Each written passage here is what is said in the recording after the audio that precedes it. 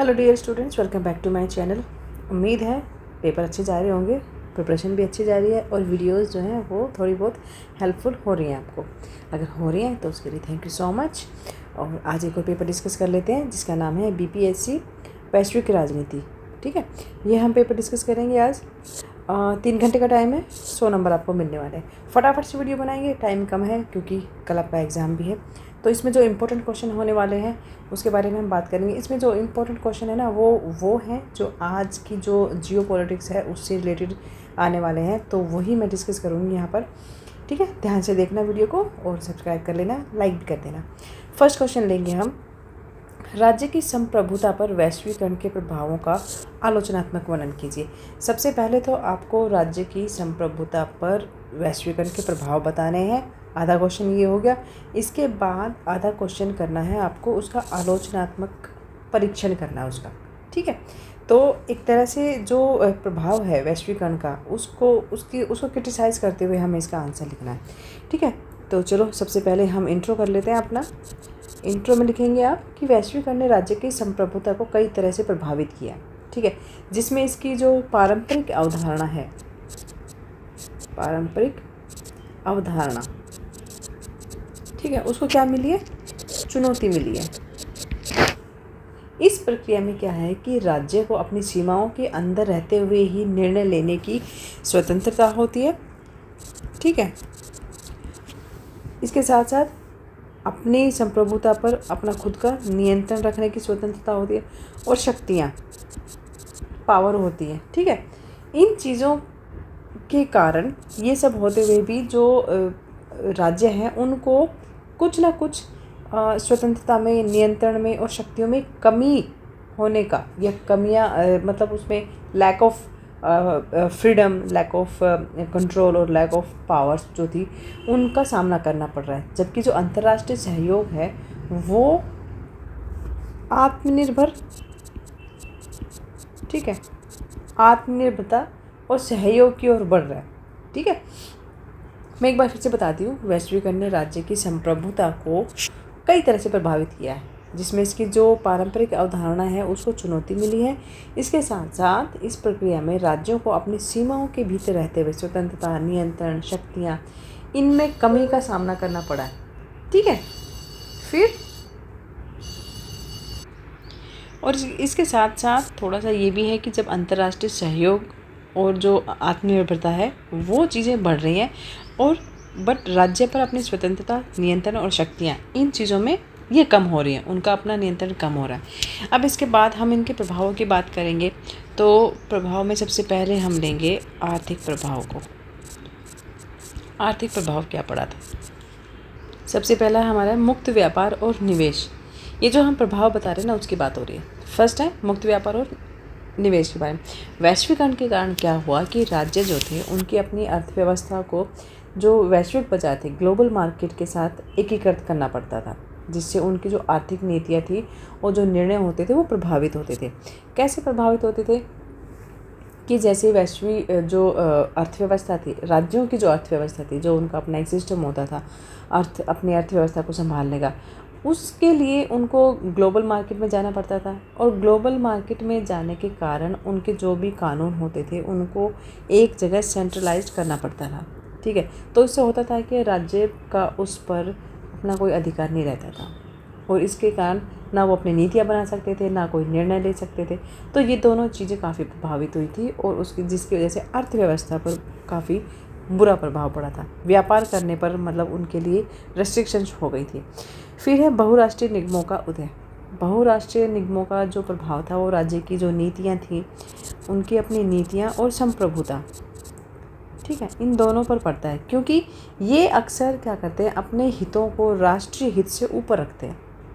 समझ रहे हो कि राष्ट्र का हित सबका हित नहीं होता, राष्ट्रीय अपने हितों को, मतलब जो एक तरह से आप सेल्फिशनेस बोल सकते हो उसको, कि स्वार्थ, कि अपने हित को राष्ट्रीय हित से ऊपर रखते थे, जिसके कारण जो राष्ट्रीय निगम, बहुराष्ट्रीय निगम थे उनका जो है एक तरह से अर्थव्यवस्था पर उनकी जड़ें मजबूत होती जा रही थी। थर्ड है वित्तीय संकट। वित्तीय संकट का मतलब होता है कि जो वैश्विक वित्तीय संकट थे उनको राज्यों पर गहरा प्रभाव तो पड़ा ही था, जिससे उनकी जो अर्थव्यवस्था थी और उसके साथ साथ जो सामाजिक कल्याण, ये दोनों चीज़ें ही प्रभावित हुई थी और उन्हें अंतर्राष्ट्रीय मदद के लिए निर्भर रहना पड़ता था।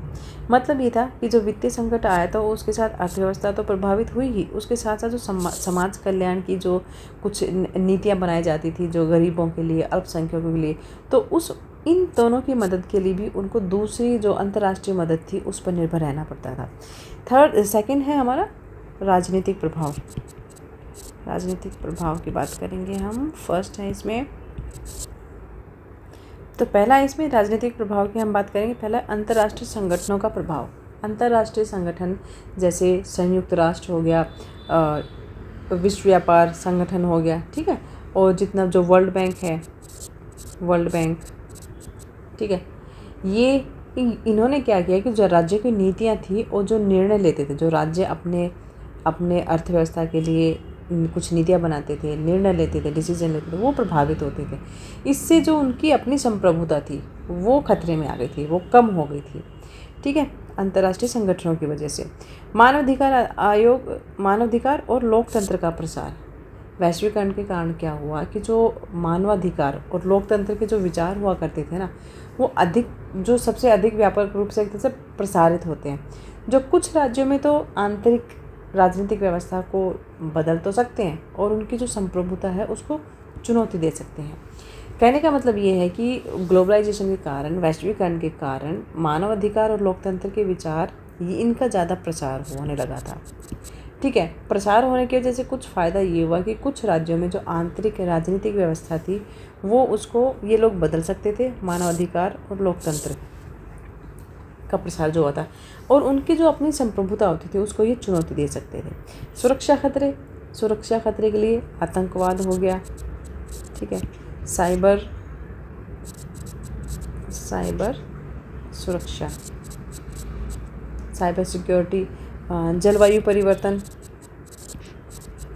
ठीक है, ये ऐसे वैश्विक खतरे थे, ग्लोबली डेंजर थे ये, जो राज्यों की संप्रभुता के लिए चुनौती बन जाते थे, क्योंकि इन समस्याओं से निपटने के लिए किसकी आवश्यकता होती थी?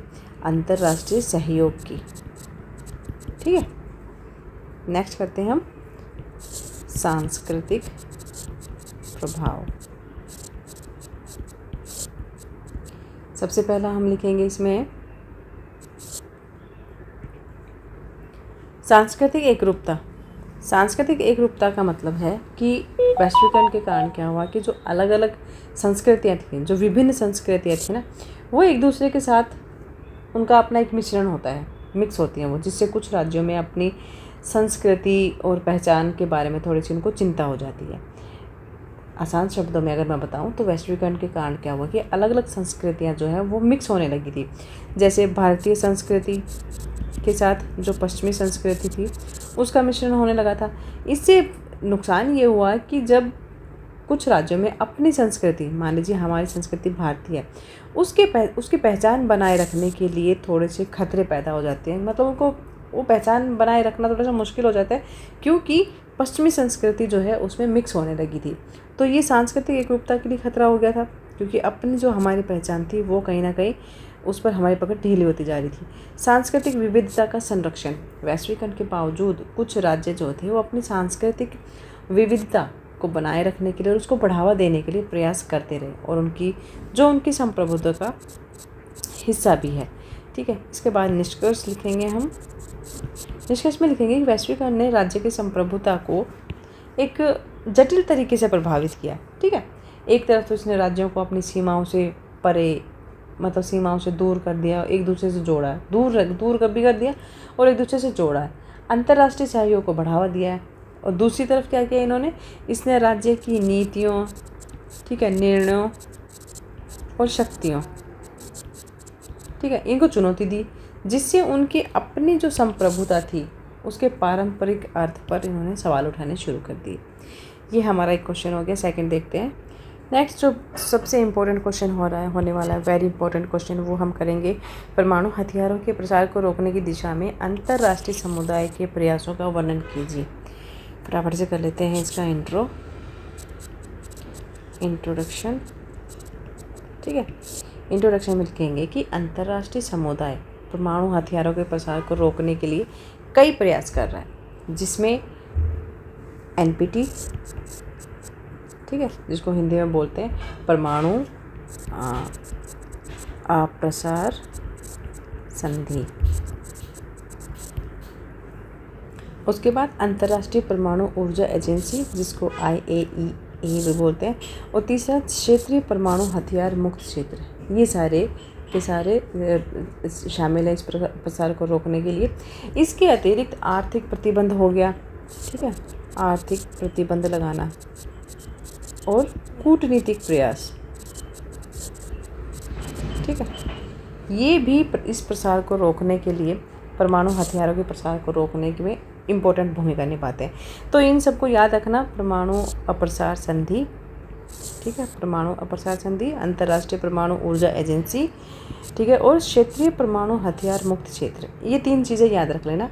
अब हम इनकी डिस्कस करते हैं, थोड़ा सा विस्तार से बात करते हैं इसके बारे में, जो है NPT, ठीक है, इसको बोलते हैं परमाणु अप्रसार संधि। अब ये क्या होता है इसके बारे में बात करते हैं। देखो, ये संधि जो है ना, परमाणु हथियारों और परमाणु प्रौद्योगिकी, ठीक है, हथियार और टेक्नोलॉजी दोनों को रोकने के लिए और परमाणु ऊर्जा के शांतिपूर्ण उपयोग में सहयोग को बढ़ावा देने और जो परमाणु निरस्त्रीकरण है उसके लक्ष्य को प्राप्त करने या उसको आगे बढ़ाने के लिए ये प्रयास करती है। ये संधि जो है, ये परमाणु हथियार संपन्न देशों, वो देश जो परमाणु हथियारों से संपन्न है और वो देश जिनके पास परमाणु हथियार नहीं है, इन दोनों देशों के बीच में अंतर करती है और सभी देशों से निरस्त्रीकरण के लिए प्रतिबद्ध होने का आह्वान करती है, ठीक है, रिक्वेस्ट करती है कि आप ऐसा इन परमाणु हथियारों का या परमाणु हथियार और परमाणु प्रौद्योगिकी जितने भी जो हथियार हैं इनका यूज़ ना करें। सेकेंड है IAEA, ठीक है, अंतर्राष्ट्रीय परमाणु ऊर्जा एजेंसी। इसका काम होता है कि एक पहले तो ये एक स्वतंत्र क्या है, अंतर्राष्ट्रीय संगठन है, ठीक है, स्वतंत्र अंतर्राष्ट्रीय संगठन है जो परमाणु ऊर्जा के शांतिपूर्ण उपयोग पर एक तरह से नज़र रखता है कि जो हथियार है, परमाणु हथियार है, उनका ठीक से यूज़ हो रहा है या नहीं हो रहा है, पॉजिटिव वे में अगर उनका यूज़ हो रहा है कि नहीं, उस पर निगरानी रखता है।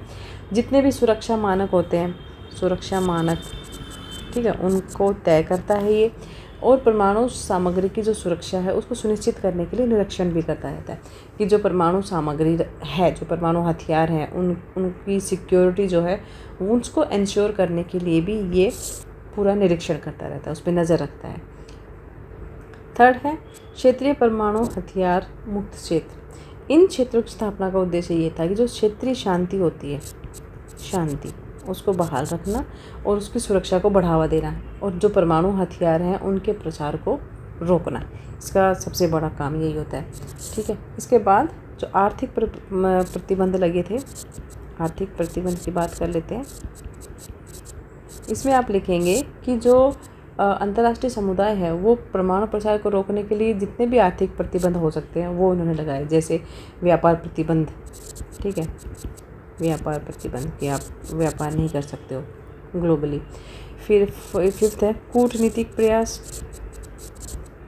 कूटनीतिक प्रयास में क्या किया इन्होंने कि कूटनीतिक वार्ता हो गई और समझौते भी जो हैं वो परमाणु हथियार के प्रसार को रोकने में महत्वपूर्ण भूमिका निभाते हैं। तो जो कूटनीतिक जो प्रयास थे, जो एक देश के दूसरे जो ब्यूरोक्रेट्स होते हैं वो जो मिलकर मीटिंग्स करते हैं, डिसीजन लेते हैं, तो उसमें भी ये भी इम्पोर्टेंट भूमिका निभाता है कि परमाणु हथियार जो होते हैं वो मतलब उनका प्रसार ना हो, और अगर यूज़ कर भी रहे हैं तो उस पर भी पूरी निगरानी रखी जाए और शांतिपूर्ण तरीके से इन चीज़ों का यूज़ किया जाए, परमाणु ऊर्जा का, ठीक है। इसके बाद कुछ अन्य प्रयास भी किए गए हैं जिनकी बात कर लेते हैं। कुछ मैं ये लिख देती हूँ, ठीक है, आप लोग ध्यान रखना, लेकिन एग्ज़ाम में अन्य प्रयास मत लिखना, ये बस पॉइंट वाइज आप लिखते रहना। इसमें था CTBT, ये भी एक संधि थी जिसको परमाणु में हिंदी में लिख देती हूँ, परीक्षण प्रतिबंध संधि, ठीक है। इसमें क्या करना होता था कि ये संधि थी परमाणु हथियारों के परीक्षण पर प्रतिबंध लगाने का प्रयोग करती है, कि परमाणु हथियार जो बनाते हैं, जो भी कंट्री बनाती हैं, उसका वो परीक्षण ही नहीं कर सकते हैं, टेस्ट ही नहीं कर सकते। इससे परमाणु हथियार के विकास को जो है एक तरह से सीमित किया जाएगा। जब प्रतिबंध लगा दिया जाएगा, मान लीजिए कोई कार बना दिया जैसे, अब उस कार को अगर मान लीजिए, इसी में हम एक पॉइंट और लिखेंगे जिसको बोलते हैं निरस्त्रीकरण समझौता। ठीक है, इसके अंतर्गत क्या था कि अंतर्राष्ट्रीय समुदाय जो होता है ना, वो अलग अलग निरस्त्रीकरण समझौतों के माध्यम से परमाणु हथियारों को कम करना और उनको लगभग ख़त्म करने का प्रयास करता है, ये समझौते जो है। थर्ड है जन जागरूकता का क्या महत्व है इसमें, कि परमाणु हथियारों के जो खतरे हैं उनके बारे में लोगों को जागरूक बनाना चाहिए, ये भी इम्पोर्टेंट है। इससे क्या होगा कि लोगों को जो परमाणु हथियारों के प्रसार को रोकने के लिए भी उन लोगों को प्रेरित किया जा सकता है। ठीक है, इसके बाद निष्कर्ष लिखते हैं ना। ओके, निष्कर्ष में हम लिखेंगे सभी जितने भी जो भी प्रयासों के बावजूद परमाणु प्रसार जो है वो एक जटिल चुनौती बनी हुई है सबके लिए, और अंतर्राष्ट्रीय समुदाय को परमाणु युद्ध, ठीक है, इनको रोकने और परमाणु युद्ध के खतरे से निपटने के लिए अपने प्रयासों को थोड़ा सा और तेज़ करने की आवश्यकता है, जिसका एक रिजल्ट ये निकलेगा कि जितने भी परमाणु औजार हैं उनको किस तरह से यूज़ करना चाहिए, कितना यूज़ करना चाहिए, उसके साथ साथ जो जन जागरूकता है, जनता की जो भागीदारी है परमाणु हथियारों के बारे में, उसके लिए भी ज़्यादा से ज़्यादा प्रयास करने चाहिए। नेक्स्ट क्वेश्चन हमारा जो इम्पोर्टेंट होने वाला है वो है 4th क्वेश्चन। इसको करेंगे हम, इसमें ना शॉर्ट नोट भी आते हैं, तो शॉर्ट नोट ये दोनों ही इम्पोर्टेंट है। इसमें पहला करेंगे हम नव उदारवाद पर एक क्वेश्चन आएगा आपके लिए, पूछेंगे आपसे, और दूसरा है बहुराष्ट्रीय कंपनियां और वैश्विक मूल्य श्रृंखला। ये दो क्वेश्चन जो है हमेशा आते हैं, एक तो नव उदारवाद पर आपसे पूछ लिया जाएगा, शॉर्ट नोट पे भी आ जाएगा, और एक लॉन्ग क्वेश्चन में भी पूछा जा सकता है। उसके बाद जो बहुराष्ट्रीय कंपनियां हैं उस पर भी क्वेश्चन पूछा जाता है। ठीक है, तो हम एक एक करके करते हैं। पहले हम ये जो ए वाला पार्ट है इसको कर लेते हैं, नव उदारवाद के बारे में, इसकी मूल धारणाएं क्या क्या होती हैं। इसमें इंट्रोडक्शन में हम लिखेंगे, इंट्रो में लिख देना कि नव उदारवाद जो है उसकी मुख्य धारणाएं होती हैं, एक तो बाजार का उदारीकरण, ठीक है, निजीकरण हो गया, सरकारी हस्तक्षेप में कमी, 3 चीज़ें, इनको मैं बाद में डिटेल में भी बताऊंगी। ये विचारधारा जो होती है नव उदारवाद जो है, इनका ये मानना है कि मुक्त बाजार और निजी क्षेत्र के माध्यम से आर्थिक विकास और जो समृद्धि होती है उसको प्राप्त किया जा सकता है। इतना सा लिख देना। इसके बाद फर्स्ट पॉइंट लिखेंगे हम, जो अवधारणा की बात कर रहे हैं ना, मूल धारणाएं क्या क्या। सबसे पहला है बाजार का उदारीकरण। ठीक है, मैं पहले लिख लेती हूँ। फर्स्ट पॉइंट लिखेंगे हम, बाजार का उदारीकरण।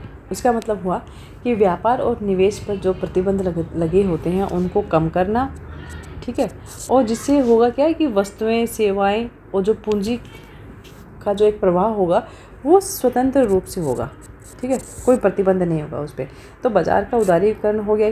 सेकंड है निजीकरण। निजीकरण का मतलब होता है जो सार्वजनिक क्षेत्र में जितने भी जो उपक्रम होते हैं और जो संपत्ति होती है उनको निजी हाथों में ना सौंप कर, बल्कि दक्षता और प्रतिस्पर्धा, इन चीज़ों को बढ़ाया जाना चाहिए, ताकि जो संपत्ति का जो निजी हाथों में नहीं जाती है, ठीक है, क्योंकि उस पर फिर एक अधिकार हो जाता है किसी एक इंसान का या एक संस्था का।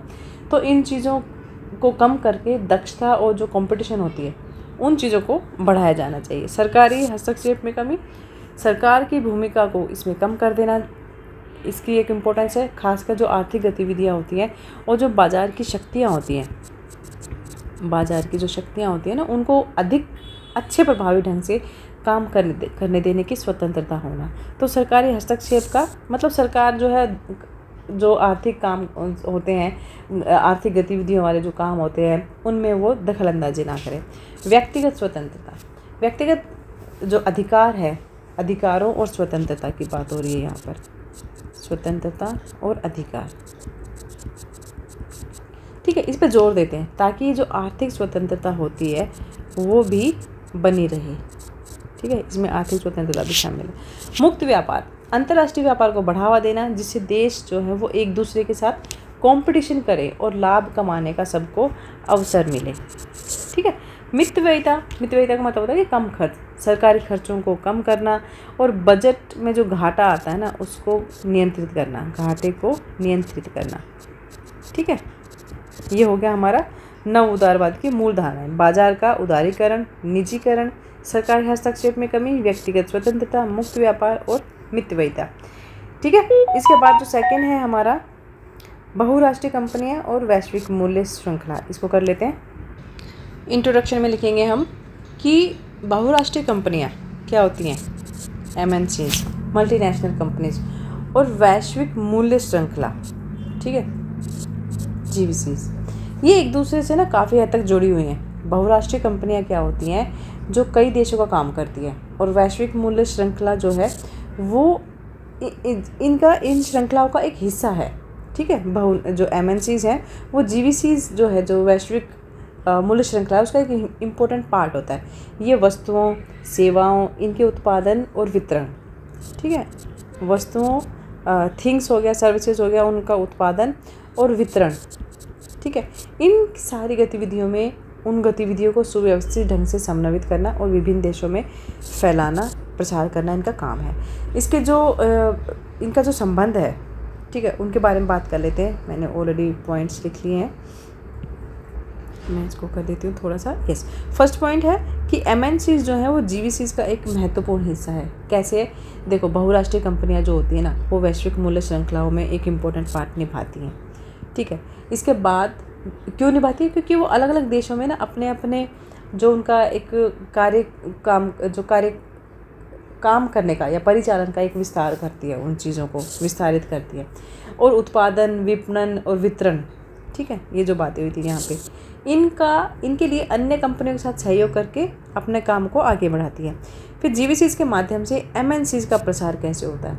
इसका मतलब ये है कि जो बहुराष्ट्रीय कंपनियाँ होती हैं वो वैश्विक मूल्य श्रृंखलाओं में भाग लेकर अपने जो फंक्शनैलिटी है उनको अलग अलग देशों में फैला सकती है, जिससे उन्हें लागत जो है वो कम करने में, बाज़ार तक नई पहुंच बनाने में और नए बाज़ार में प्रवेश करने पर मदद मिलती है। थर्ड है MNCs द्वारा GVCs का प्रबंधन करना। बहुराष्ट्रीय कंपनियां अक्सर जो वैश्विक मूल्य श्रृंखलाएँ होती है उनका प्रबंधन करती हैं, उत्पादन प्रक्रिया को व्यवस्थित करती हैं, और जो आपूर्तिकर्ता होते हैं और वितरक, आपूर्तिकर्ता होता है एक तो, ठीक है, और एक होता है वितरक, ठीक है, इनके साथ सहयोग करती है और वस्तुओं और सेवाओं को जो अंतिम उपभोक्ता है, जो लास्ट में, जो कतार में जो लास्ट में उपभोक्ता खड़ा हुआ है, ठीक है, उस तक उन सेवाओं को पहुंचाने का काम करती है।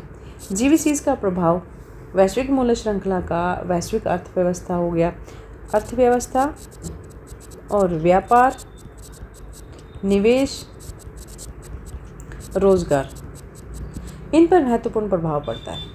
बहुराष्ट्रीय कंपनियां जो होती हैं वो वैश्विक मूल्य श्रृंखलाओं के माध्यम से इन प्रभावों को बढ़ा भी सकती है और बदल भी सकती है। ठीक है।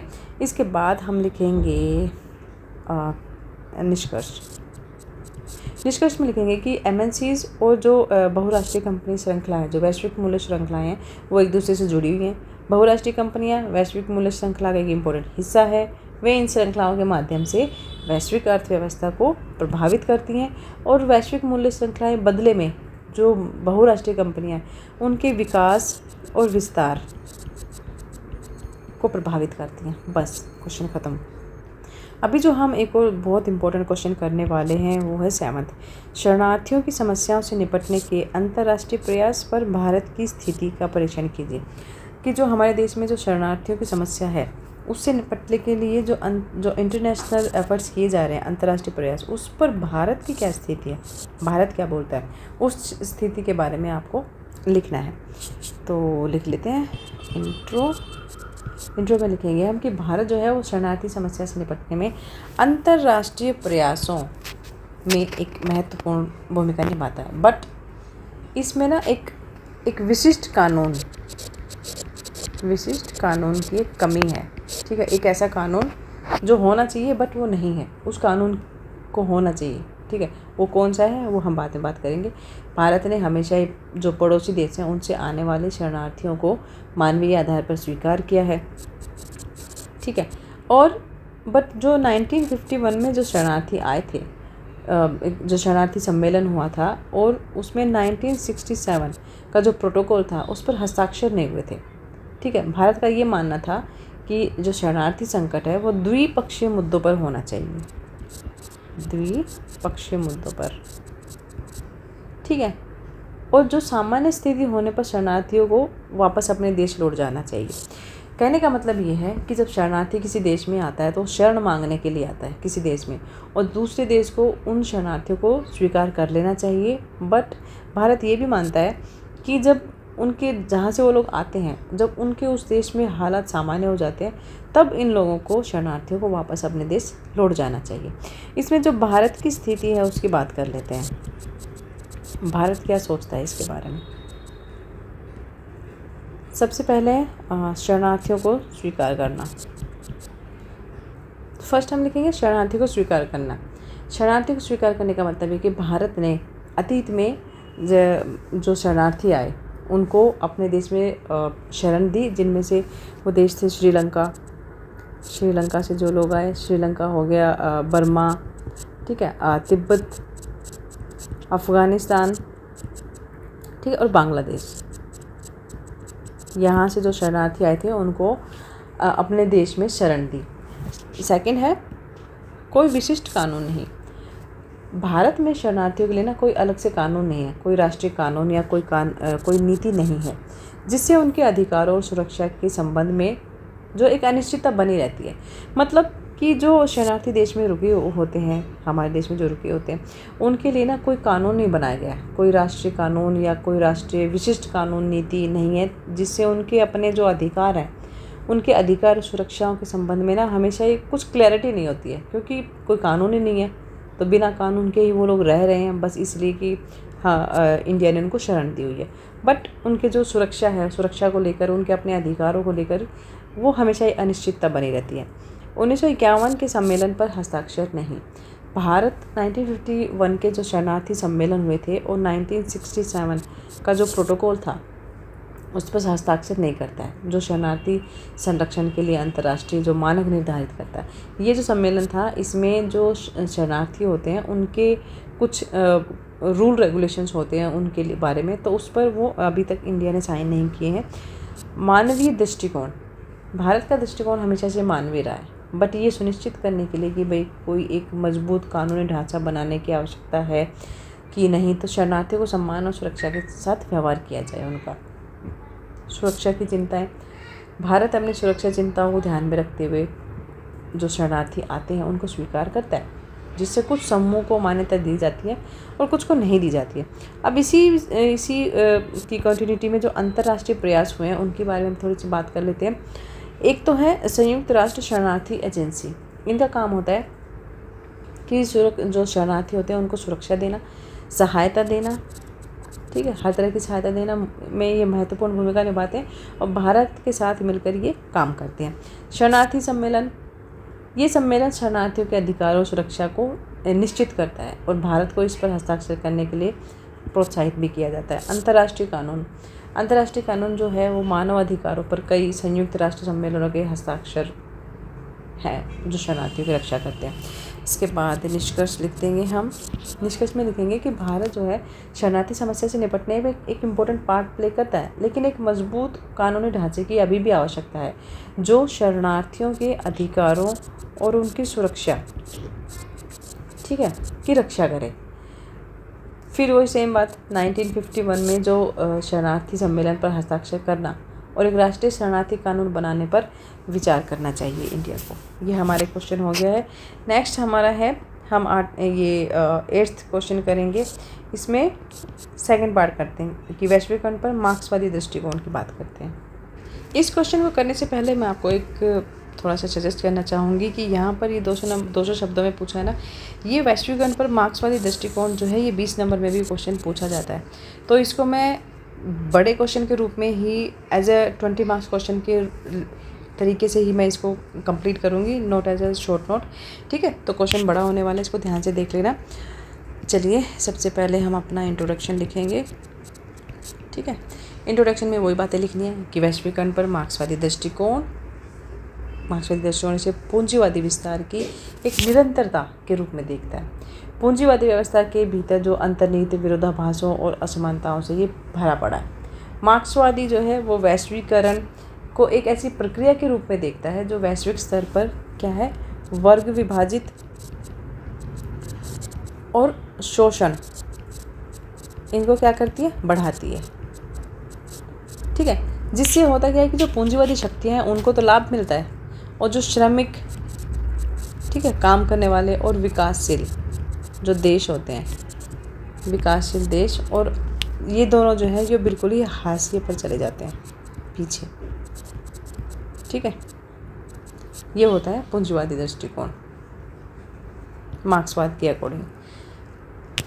अब मार्क्सवाद की क्या विचारधारा है? मार्क्सवादी विचारधारा, इसको पॉइंट वाइज लिखेंगे, ठीक है, ताकि अच्छे से समझ में आ जाए। तो इसी में हमारा फर्स्ट पॉइंट बनेगा पूंजीवाद की निरंतरता। पूंजीवाद की निरंतरता का मतलब है कि मार्क्सवादियों का ये तर्क होता है कि जो वैश्वीकरण है ये कोई नई घटना नहीं है, बल्कि जो पूंजीवादी विकास का एक उन्नत चरण है। मतलब ये एक पॉजिटिव वे में जाने वाला काम है, जिसका उद्देश्य होता है बाजारों का विस्तार करना और दुनिया भर में जो संसाधन होते हैं उनको पहुंचाना। ठीक है, ये मानते हैं। वर्ग संघर्ष मार्क्सवादी दृष्टिकोण में वैश्वीकरण और वैश्विक पूंजीपति, ये जो पूंजीपति वर्ग है ना, वैश्वीकरण और पूंजीपति वर्ग, ये इनके द्वारा जो शोषित वैश्विक सर्वहारा वर्ग होता है ना, सर्वहारा वर्ग क्या होता है? श्रमिक वर्ग। इनका निर्माण करके वर्ग संघर्ष को एक गति प्रदान कर देता, तीव्र कर देता है उस संघर्ष को। असमान विनिमय मार्क्सवादी जो है वो विकसित और विकासशील, एक होता है विकसित, एक होता है विकासशील, इन दोनों के बीच असमान वितरण पर प्रकाश डालता है। जहाँ विकासशील देशों को अक्सर क्या होता है, कुछ जो प्रतिकूल व्यापार संबंधों में भाग लेने के लिए मजबूर होना पड़ता है, उसी तरह से विकासशील देशों को लाभ भी होता है। साम्राज्यवाद, वैश्वीकरण को आधुनिक साम्राज्यवाद के एक रूप में देखा जा सकता है। वैश्वीकरण को साम्राज्यवाद के रूप में देखा जा सकता है, जहाँ शक्तिशाली राष्ट्र जो है वो कम विकसित देशों पर आर्थिक और राजनीतिक नियंत्रण रखता है। मतलब वो ऐसे राष्ट्र जो कम विकसित है, कम विकसित होने के बावजूद भी वो जो विकसित देश हैं उन पर आर्थिक और राजनीतिक नियंत्रण रखते हैं, राजनीतिक और आर्थिक नियंत्रण रखते हैं। उदारवाद की आलोचना, मार्क्सवादी वैश्वीकरण पर उदारवादी दृष्टिकोण की आलोचना करते हैं। वो अक्सर कहते हैं कि मुक्त व्यापार और दूसरों पर जो आश्रित रहते हैं उन पर वो जोर देते हैं इस चीज़ पर। इसके साथ साथ व्यवस्था में निहित जो शक्ति असंतुलन होता है और जो शोषणकारी नीतियाँ होती हैं उनकी प्रकृति को भी अनदेखा करता है।